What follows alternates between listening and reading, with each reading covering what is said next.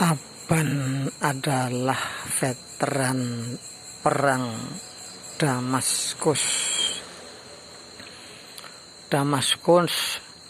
Damaskus pada zaman dahulu merupakan kota emas bagi Raja Hirokla. Kisah ini kami sampaikan sekedar agar tahu bahwa Islam masuk ke negara-negara non-Arab dengan diawali perang, sedangkan ketika masuk ke Indonesia dengan damai tanpa peperangan. Inilah kehebatan dari bangsa Indonesia tercinta.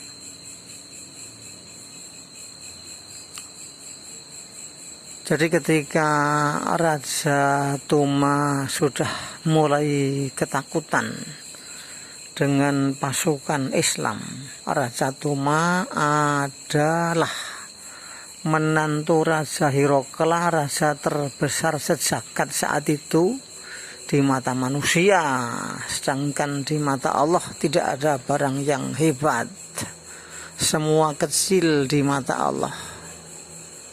Nah, ketika Raja Tuma memimpin pasukan, dia menggerakkan pasukan, dia naik di atas benteng dengan dinaungi salib keramat.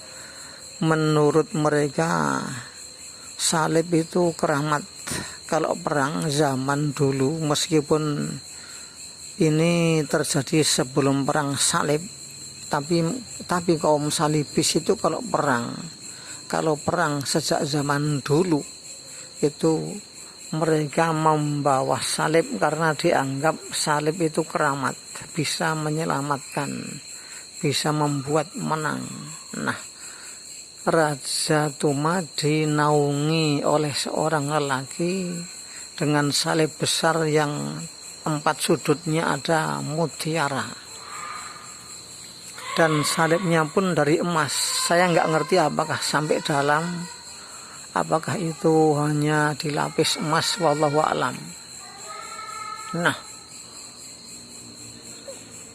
dia dan lelaki tentunya dengan sejumlah pasukan pengawal raja di atas benteng itu dipanah.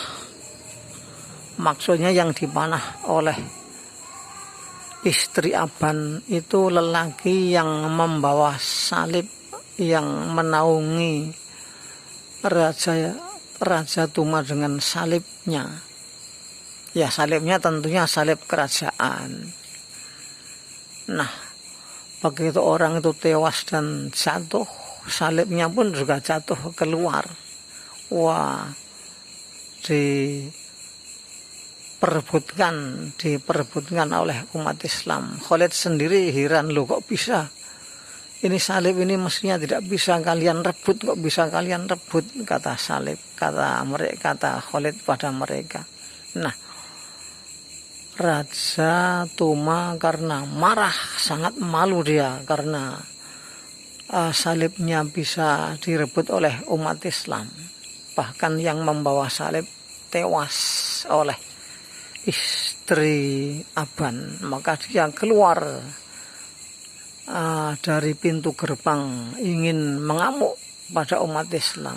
Nah, saat itulah dia dipanah oleh istri Aban. Tepat mata kanannya terkena anak panah, hingga mata anak panah ini masuk ke matanya. Artinya ketika dicabut tidak bisa. Yang bisa dicabut hanya stiknya, sedangkan mata panahnya masuk ke dalam mata kanan Raja Tuma. Raja di bawah raja. Raja atasan Tuma ya Raja Hirokla. Nah, Itulah gambaran bagi kita, walaupun seorang raja yang sangat diagung-agungkan, ini raja ini disembah oleh rakyatnya dan sangat kaya raya dia itu. Nah, walaupun sehebat apapun, kalau Allah menghendaki hina, lah dia matanya buta kan hina, buta, ya buta selama hidup dia. Tapi tak lama kemudian dia tewas karena matanya ditusuk oleh Khalid bin Walid di dalam perang Marjud Dibaj. Nah, ini sekedar sebagai pelajaran bagi kita bahwa agama Islam masuk ke Indonesia tanpa peperangan. Yang kedua, meskipun manusia sehebat apapun, kalau Allah mengqadar celaka ya celaka. Kalau Allah mengqadar mendapat musibah atau mungkin matanya buta atau kakinya patah, ya tidak ada yang bisa menghalang-halangi. Maka Allah berfirman, innama amruhu idza arada syai'an ayaqula lahu kun fayakun. Hakikinya perintah Allah ketika menghendaki sesuatu hanyalah berfirman jadi. Artinya jadi itu ya patah atau buta atau mati atau tabrakan, fayakun, maka terjadi. Tahu-tahu terjadi. Fa-nya diartikan tahu-tahu karena fa ta'kib li tartib, langsung, atau tahu-tahu karena fa-nya fa ta'kib li tartib. Fayakun tuh fa-nya fa ta'kib li tartib. Bahkan lalu Allah berfirman, Subhanalladzi biyadihi malakutu kulli syai'in wa ilaihi turja'un. Maka Maha Suci zat yang di tangannya kerajaan segala sesuatu. Kerajaan bermakna kekuasaan, dan kepadanya kalian bakal dikembalikan.